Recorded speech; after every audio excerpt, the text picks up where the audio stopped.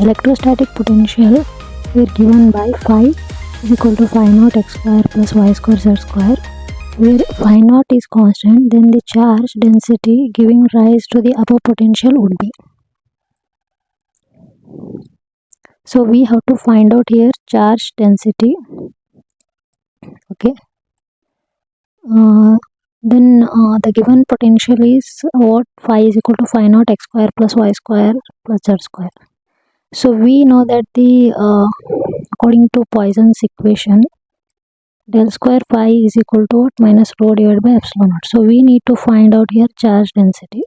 So just put the value of phi in this del square phi and differentiate with the phi second order derivative. You have to differentiate twice, then you will get here minus epsilon naught phi naught inside the bracket 2 plus it will be about 6.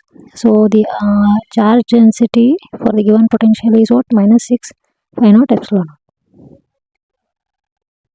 So the next question here, a solid sphere of radius r carries a uniform value charge density r. The magnitude of electric field inside the sphere at a distance r from the center is. So here they have given here the solid sphere of radius capital R, which carries uniform volume charge density small r. The magnitude of electric field inside the sphere at a distance r we have to find out. So first we should write here Gauss law, that is integral form over the surface q divided by epsilon naught. Q is what? Charge enclosed within the sphere. So E dot ds is what? Integral that is equal to E dot 4 pi r square. So here charge density that is within the volume of sphere 4 divided by 3 pi r cube divided by epsilon. Then just equate this equation. You will get the value of electric field inside the sphere at a distance r. So here the option rho r into rho divided by 3. Option A is correct. A charge distribution has the charge density given by, so this one we can skip here. For a scalar function phi satisfies the Laplace equation. So del phi has here they have given 4 functions. So the scalar function phi satisfies the Laplace equation. Laplace equation is what? Del square phi equal to 0. So here we have, if cross product of del phi if you take, that is equal to 0, and dot product that is going to be 0.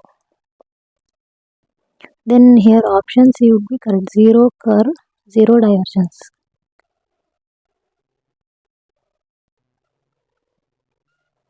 The next one, consider an infinite conducting sheet in xy plane with a time dependent current density Kt I cap, where K is constant and the vector potential at xyz is given by vector A mu naught K divided by 4C into Ct minus Z square I cap. The magnitude of B is, so we have to find magnetic field B here. So what is the formula?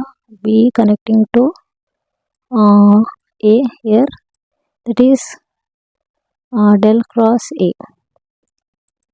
Okay, then already they have given the value of A here, so just put in this del cross A if we take, that is determinant of what? I cap, J cap, K, and here for in this second row you have to take del values.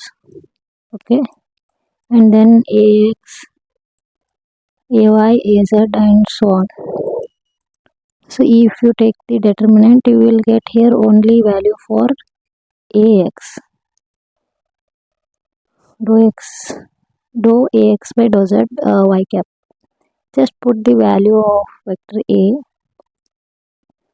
So if you differentiate with respect to Z, the answer option here, after differentiating you will get option C.